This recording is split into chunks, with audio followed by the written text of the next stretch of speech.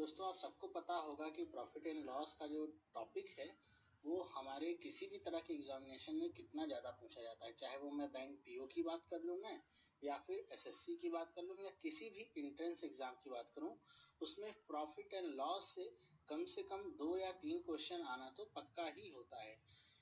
और profit and loss में हम जानते हैं कि कितने सारे फॉर्मूलाज मेथड्स का यूज़ किया जाता है। मतलब इसमें इतने तरह के क्वेश्चंस बनते हैं जिसका अंदाज़ा लगा पाना भी मुश्किल होता है। तो बहुत सारे टाइप्स के क्वेश्चंस बनते हैं, इसलिए इसमें बहुत सारे टाइप्स के फॉर्मूलाज का यूज़ किया जाता है। तो प्रॉफिट एंड लॉस चैप्टर को स्टार्ट करने से पहले मैं इसके पीछे की थोड़ा सा बैकग्राउंड थ्योरी के बारे में चर्चा करना चाहूँगा। और ये पार्ट इसलिए आपके लिए इम्पोर्टेंट है क्योंकि अगर आपने ये पार्ट मिस कर दिया तो आपको आगे आने वाले पार्टों में बहुत ज़्यादा दिक्कत का सामना करना पड़ेगा।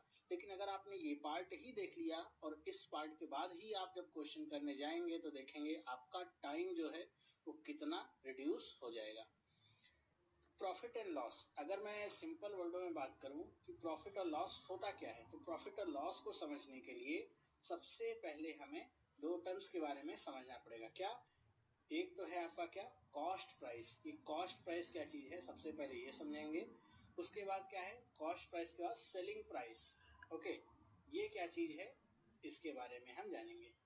तो कॉस्ट प्राइस क्या होता है, तो कॉस्ट प्राइस की अगर मैं बात करूं तो जब भी आप या कोई भी व्यक्ति किसी आदमी से कोई भी वस्तु खरीदे, लेकिन कैसे खरीदे, उसे आगे बेचने के लिए, तो वो जो प्राइस होती है वो क्या कहलाएगी, cost price. Okay, selling price क्या होगी आपकी, कि जब भी कोई वस्तु खरीदी जाए किसी आदमी के द्वारा उसे कंज्यूम करने के लिए, ओके, मतलब उसका उपयोग करने के लिए, तो वो जो प्राइस होगी वो क्या कहलाएगी, सेलिंग प्राइस। आई होप आपको ये डिफरेंस समझ में आया होगा। देखिए, जैसे एग्जाम्पल मैं दूं तो अगर मान लीजिए ये आपका कोई बेकरी शॉप है, बेकरी शॉप में क्या बनेगा, आपका ब्रेड बनेगा। तो ब्रेड आपका कहाँ बेचा जाएगा, तो ब्रेड आपका बेचा जाएगा कहाँ पे, आपके जो भी रिटेलर्स हैं, जो भी आपकी दुकानें हैं उनमें। तो ये जो ब्रेड बेचा जा रहा है दुकानों पे, मान लीजिए ब्रेड बेचा गया 10 रुपए सब प्रति पैकेट के हिसाब से। ओके, तो दुकानदार ने 10 रुपए में इसे लिया और आगे किसे बेचा, अपने जो भी कस्टमर्स हैं उन्हें बेचा। कस्टमर्स को कितने में बेचा, मान लीजिए 15 रुपए में बेचा ये ब्रेड। तो दुकानदार ने कितने रुपए में इसे लिया, 10 रुपए। तो ये जो 10 रुपए होंगे ये क्या कहलाएंगे, आपके कॉस्ट प्राइस। किसके सेंस में, रिटेलर के सेंस में। ओके, और ये जो आपका 15 रुपए होगा ये क्या कहलाएगा, आपका सेलिंग प्राइस। वो भी किसके सेंस में, रिटेलर के सेंस में। तो अगर रिटेलर के सेंस में हम बात करें तो ये जो 10 रुपए हैं ये क्या है, इसका कॉस्ट प्राइस ब्रेड की, कि 10 रुपए में उसने खरीदा और 15 रुपए में आगे बेच दिया। ओके, तो ये क्या हो जाएगा आपका कॉस्ट प्राइस और ये क्या हो जाएगा आपका सेलिंग प्राइस। ओके, तो कॉस्ट प्राइस और सेलिंग प्राइस समझने के बाद आई होप आपको इतना समझ में आया होगा। कई बार हमको देखने को क्या मिलता है कि मान लीजिए यहाँ पे मैं ऐसे पर्सन्स बना दूं ए बी सी डी, ऐसे चेन देखने को मिलती है क्या, कि ए ने कोई वस्तु ली है।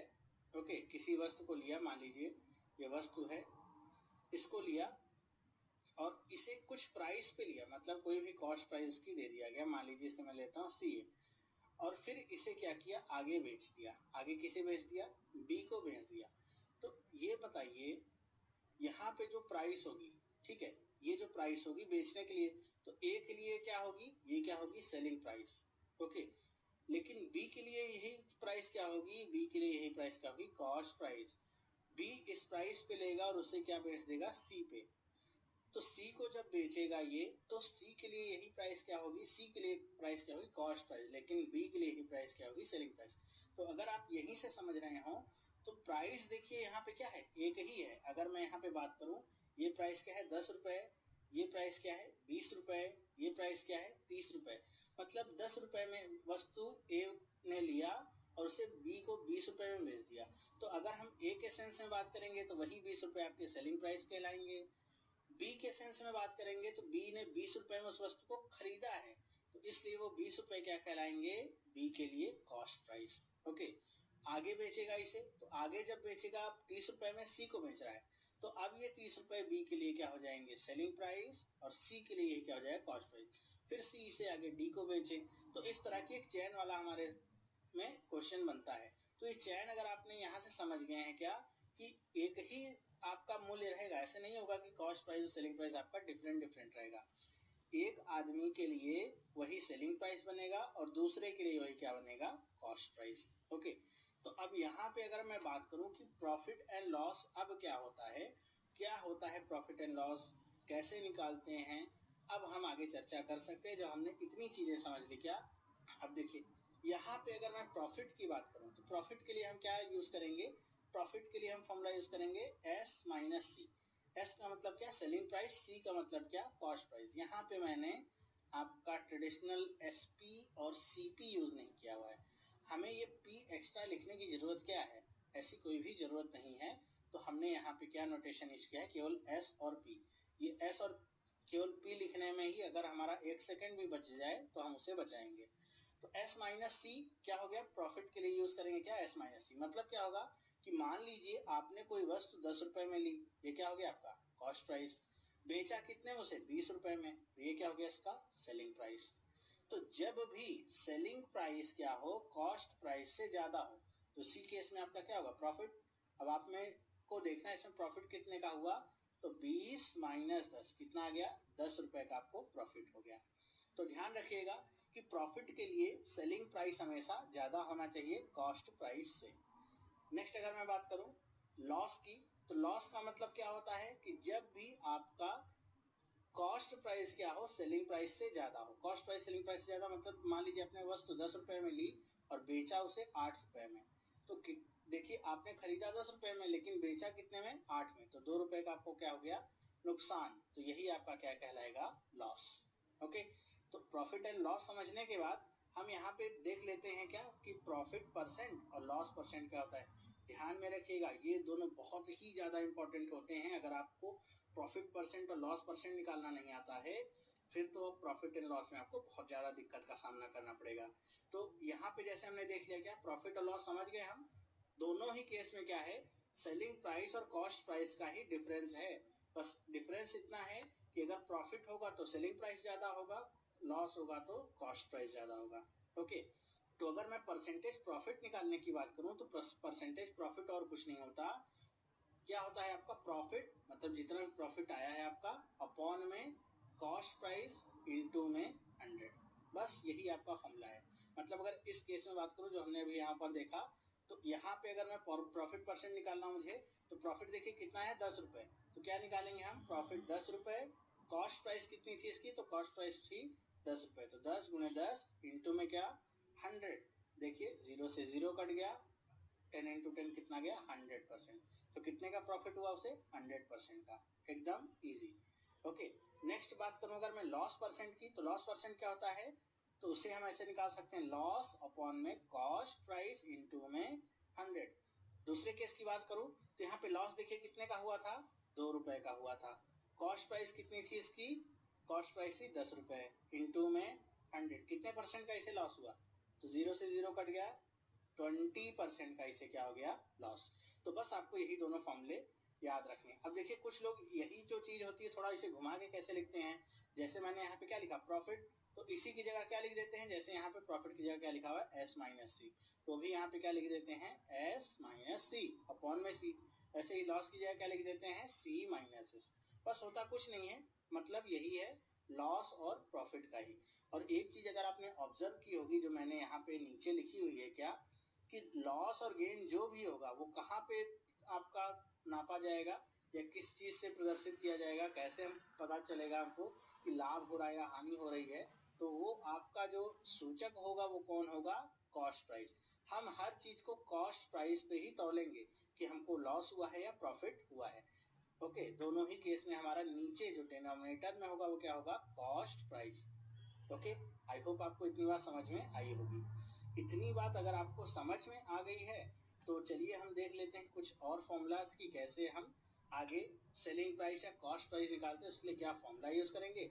उसके बाद सीधे हम चलेंगे क्वेश्चंस के ऊपर और देखेंगे हम किस स्मार्ट अप्रोच का यूज करेंगे क्वेश्चंस को सॉल्व करने में। अभी तक तो आपको वो सारी चीजें ही मैं पढ़ा रहा हूँ जो आप अभी तक पढ़ते हुए आए होंगे बुक्स में और कोचिंग्स में। देखिए परसेंटेज प्रॉफिट और परसेंटेज लॉस तो हमने निकाल लिया, लेकिन अगर यहाँ पे अगर मैं बात करूँ किसकी कि आप निकालिए सेलिंग प्राइस क्या होगी, तो सेलिंग प्राइस के लिए फॉर्मूला क्या यूज होता है, सेलिंग प्राइस के लिए फॉर्मूला यूज होता है 100 प्लस माइनस प्रॉफिट और लॉस का जो भी क्या हो परसेंट हो, दोनों का क्या हो परसेंट, अपॉन में क्या होगा आपका, अपॉन में होगा 100 इंटू में क्या होगा कॉस्ट प्राइस। ये आपका क्या होता है सेलिंग प्राइस का फॉर्मूला। ओके ध्यान से देखिएगा इसे, selling price equal to 100 plus किसके लिए, प्रॉफिट होगा तो प्लस करेंगे और लॉस होगा तो माइनस करेंगे 100 में से, और वो भी क्या परसेंटेज, अपॉन में क्या 100 इंटू में सी। इसी तरह अगर मैं कॉस्ट प्राइस निकालने की बात करूं तो कॉस्ट प्राइस का क्या करना है, कॉस्ट प्राइस यहाँ पे लिखा हुआ है, बस कॉस्ट प्राइस को इधर रखे रहिए, बाकी सारी चीजों को दूसरी तरफ भेज दीजिए। तो कॉस्ट प्राइस क्या निकल आएगा आपका 100 इंटू में सेलिंग प्राइस अपॉन में 100 प्लस माइनस प्रॉफिट और लॉस का जो भी परसेंट हो वो, ये आपका क्या गया कॉस्ट प्राइस। तो आपके क्वेश्चन में जब भी दिया रहे किसी वस्तु की कीमत तो आप प्रॉफिट एंड लॉस निकाल के यहाँ पे परसेंटेज जो भी दिया रहे सारी वैल्यूज को रिप्लेस कर दीजिए, आपको आंसर क्या हो गया मिल गया। आपको ये फॉर्मूला बस याद रखना है, ठीक है। आई होप आपको ये समझ में आया होगा। चलिए अगर ये समझ में आ गया तो एक छोटी सी चीज और आपको समझा दूं, इसी चीज को हम कुछ दूसरे तरीके से भी निकाल सकते हैं या लिख सकते हैं। कैसे, अगर मैं बात करूं अभी हमने पीछे क्या देखा था कि प्रॉफिट इक्वल टू क्या था हमारा selling price minus cost price, तो यहाँ पे सेलिंग प्राइस क्या हो जाएगा आपका cost price plus profit, okay जो भी आपका प्रॉफिट हो रहा है, और ये सारी चीजें किस में होंगी परसेंट में होंगी, मतलब percent selling price percent cost price और ये भी परसेंट प्रॉफिट।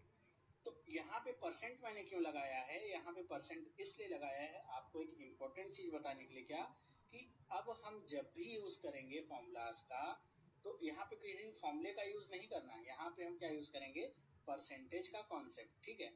हम फॉर्मूला से जितना हो सकेगा उतना बचेंगे, मैं ये भी नहीं कह रहा हूँ कि एकदम से फॉर्मूला यूज करेंगे ही नहीं, जितना हो सकेगा उतना बचेंगे, कोशिश करेंगे 90% फॉर्मूलेज हम यूज ही ना करें। तो यहाँ पे देखिए क्या करेंगे, कॉस्ट प्राइस जो भी होगी उसे हम क्या मानेंगे हमेशा 100, मतलब अगर दिया ना है तो, अगर ऐसे दे ही दिया गया कि सेलिंग प्राइस आपकी 100% है देन आपको निकालना है तब नहीं, अगर नॉर्मल केस में या 99% केस में आपका कॉस्ट प्राइस क्या होगा 100%, हम 100% हमेशा मानेंगे कॉस्ट प्राइस को, फिर उसके आगे चीजों को निकालेंगे। तो अगर आपसे यहाँ पे दिया रहता कोई भी वस्तु है मान लीजिए उसे 15% लाभ पे बेचा गया है और उसका सेलिंग प्राइस आपसे पूछा गया है, तो सेलिंग प्राइस उसका क्या हो जाएगा, कॉस्ट प्राइस को हमेशा हम क्या मानेंगे 100%, तो 100 प्लस प्रॉफिट परसेंट कितना है 15, तो टोटल कितना आ गया सेलिंग प्राइस का परसेंटेज 115%। इसी तरह अगर मैं लॉस की बात करूं तो लॉस क्या होता था C माइनस एस, ठीक है। तो अगर यहाँ पे सेलिंग प्राइस की बात करूं क्या आ जाएगा C माइनस एल, और ये सब भी क्या है सब कुछ परसेंटेज में है, तो परसेंटेज में है तो बस इतना ही समझ लीजिए कि कॉस्ट तो आपका क्या होगा 100% ही होगा, और यही अगर मैं बात करूं कि 15% लॉस पे बेचा गया तो 100 माइनस क्या कर देंगे 15, कितना आ जाएगा 85%। ओके तो बस आपको इतना ही याद रखना है क्या कि अगर आपका प्रॉफिट होगा तो कॉस्ट प्राइस में आपको ऐड कर देना है और लॉस होगा तो उसको माइनस कर देना है, किसमें 100% में। ओके हो सकता है अभी आपको पूरी क्लैरिटी ना हुई हो इन सारी चीजों पे, तो चलिए हम स्टार्ट कर देते हैं क्वेश्चंस को करना और देखते हैं कैसे हम सॉल्व करेंगे। चलिए देखिए पहला क्वेश्चन आपके सामने क्या दिख रहा है, a man buys a cycle for ₹1400 and sells it at a loss of 15%, what is the selling price of the cycle, मतलब किसी आदमी ने 1400 रुपए में कोई साइकिल खरीदी और उसे आगे कितने पे बेच दिया 15% लॉस पे बेच दिया, तो आपसे पूछ रहे हैं कि कितने रुपए में उसे बेचा होगा।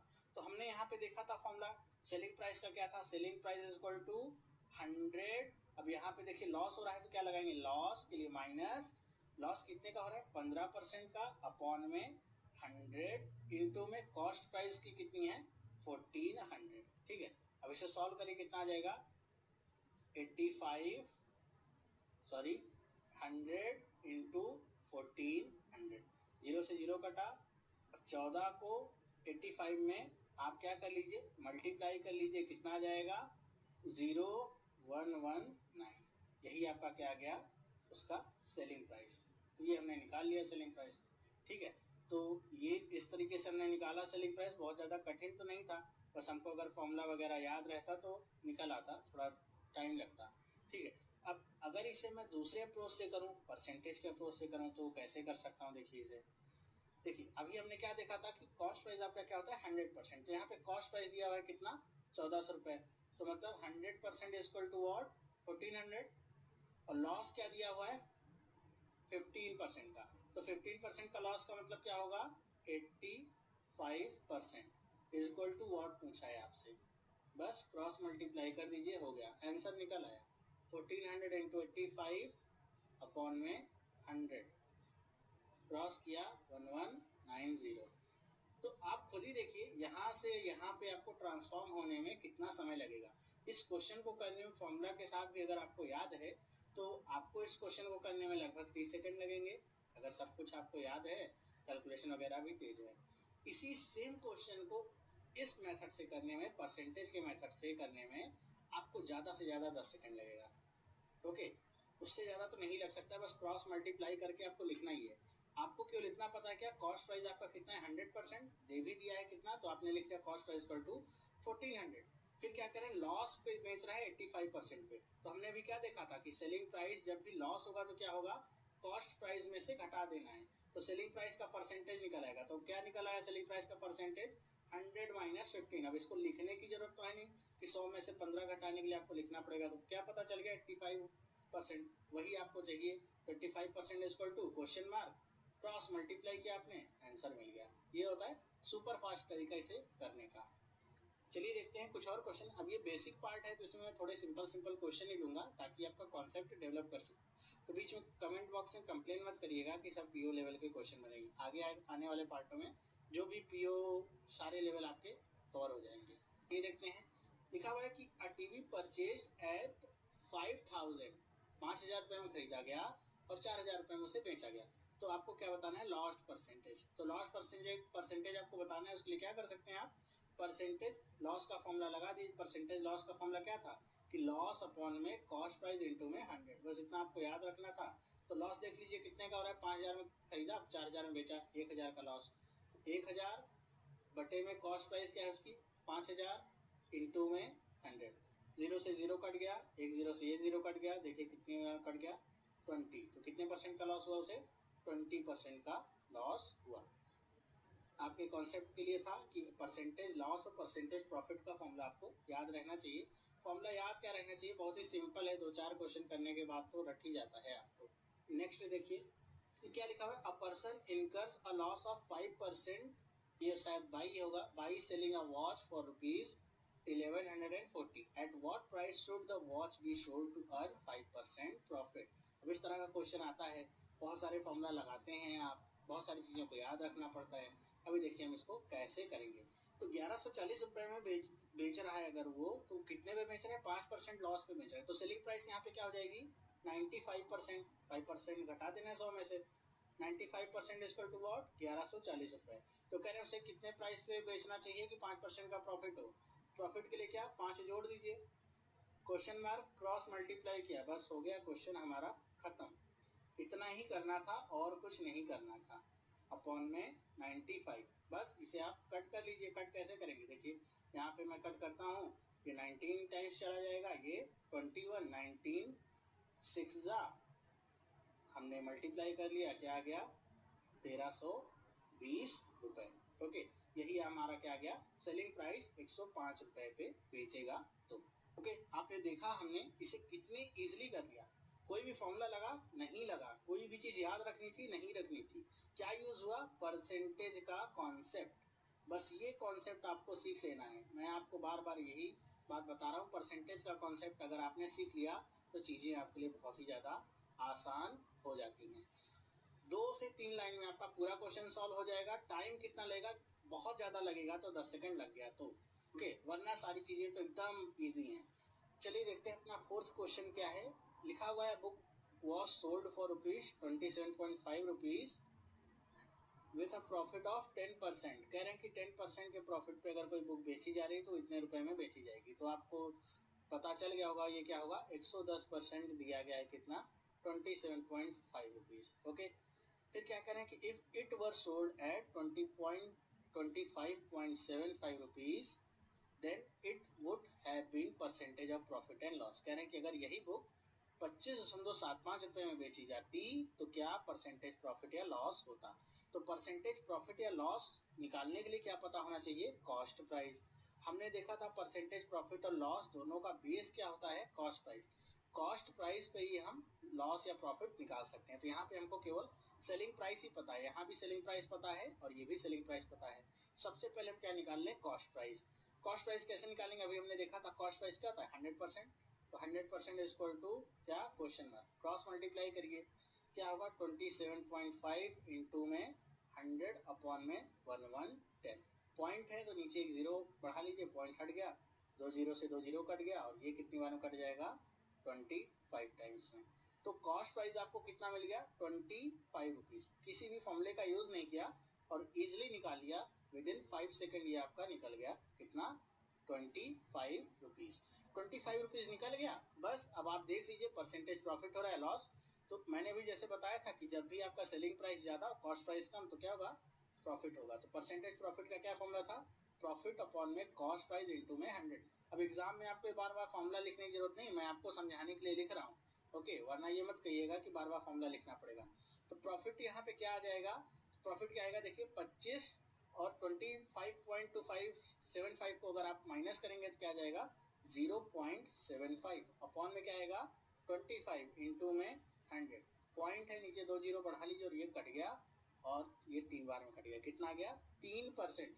बताइए मैंने कौन से फॉर्मूले का यूज किया, किसी भी नहीं, बस हमको बेसिक जो हमारे फॉर्मूले हैं बस वही यूज करने हैं, क्या, परसेंटेज प्रॉफिट और परसेंटेज लॉस का, और कोई भी चीज यूज नहीं किया। क्या यूज किया, केवल परसेंट का कॉन्सेप्ट यूज किया है। ओके, चलिए देखते हैं, कुछ थोड़ा अलग डिफरेंट सवाल है, फिर भी पार्ट 1 में हम इसे कवर ही कर लेते हैं कि क्या लिखा हुआ है, if the cost price is 25% of the selling price. ठीक है, ऑफ का यूज हो रहा है यहाँ पे कि अगर आपका कॉस्ट प्राइस क्या होगा, सेलिंग प्राइस का 25% होगा, then what is the profit percent. तो बस थोड़ा सा क्वेश्चन को घुमाया गया है और कुछ नहीं हुआ है। कह रहे हैं कि जब भी सेलिंग प्राइस आपका कॉस्ट प्राइस का क्या हो 25%, तो यहाँ पे सेलिंग प्राइस क्या है आपके लिए मेन बैरियर है। तो सेलिंग प्राइस क्या हो जाएगा, सेलिंग प्राइस को हम मान लेंगे क्या 100%। तो 100% अगर सेलिंग प्राइस है तो कॉस्ट प्राइस क्या कह रहे हैं कि वो क्या होगा 25% होगा।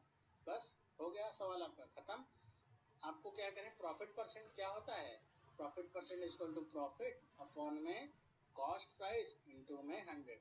तो यहाँ पे देखिए प्रॉफिट क्या होगा, प्रॉफिट क्या होता है, जब भी हम सेलिंग प्राइस में से कॉस्ट प्राइस को माइनस करते हैं, तो माइनस करिए कितना आएगा 75, नीचे क्या आ जाएगा कॉस्ट प्राइस 25 इंटू में क्या 100, काट दिया कितना आ गया 300। ओके, मतलब क्या होगा 300 क्या होगा प्रॉफिट परसेंट होगा। तो देखा आपने हम कितना इजीली इन सारे क्वेश्चंस को कर सकते हैं, किसका यूज करके, परसेंटेज का कॉन्सेप्ट यूज करके। आज के बाद आपका जो ये प्रॉफिट एंड लॉस का कॉन्सेप्ट है वो पूरा का पूरा क्या हो जाएगा, चेंज। किसी भी तरह का क्वेश्चन होगा, कोई भी क्वेश्चन होगा, हम बिना फॉर्मूला यूज किए हुए उसे करने की कोशिश करेंगे और 99% केसेस में आपको सफलता हाथ लगेगी। ऐसा कोई भी लिमिटेशन जैसी चीज नहीं है इसमें कि इन केसेस में यूज होगा और इन केसेस में यूज नहीं हो पाएगा, हर एक केस में यूज होगा। बस कहीं पे आपका एक आध फॉर्मूला अगर लग जाएगा तो वो अलग बात है, वरना किसी भी तरह के फॉर्मूले की जरूरत नहीं है। हमने देखा हुआ है कि अगर ऐसे एक सवाल होते हैं कि अगर किसी भी वस्तु को एक ही कीमत पे खरीदा गया है, दो वस्तुएं हैं और बेचा अलग अलग कीमत पे गया है तो उसके लिए अलग फॉर्मूला होगा। किसी वस्तु को दो अलग अलग कीमत पे खरीदा गया है, बेचा एक पे गया तो उसके लिए अलग फॉर्मूला होगा। किसी एक वस्तु की इतने बेचने का दाम मतलब सेलिंग प्राइस किसी दूसरे वस्तु की इतने कॉस्ट प्राइस के बराबर है तो उसका अलग फॉर्मूला होगा। तो ये सारे फॉर्मूले रटने की जरूरत नहीं है, मैथ आपको समझना होगा, रटने की जरूरत नहीं। रटना आपको क्या होगा, रटना आपको इंग्लिश होगा, इंग्लिश की वोकैब्स रटनी होंगी, करंट अफेयर्स आपको ये सब रटने होंगे, क्योंकि इसमें आपको समझ नहीं सकते, रट लिया उसके बाद समझ में आएगा। मैथ आपको रटने की जरूरत नहीं है, मैथ को आपको समझने की जरूरत है। कॉन्सेप्ट समझिए, क्वेश्चन करिए और सुपर फास्ट तरीके से करिए। जो भी आप प्रॉफिट एंड लॉस के क्वेश्चन करेंगे विद इन 20 सेकंड आपके सारे के सारे क्वेश्चन हो जाएंगे। ओके, तो चलिए अब हम मिलेंगे नेक्स्ट पार्ट।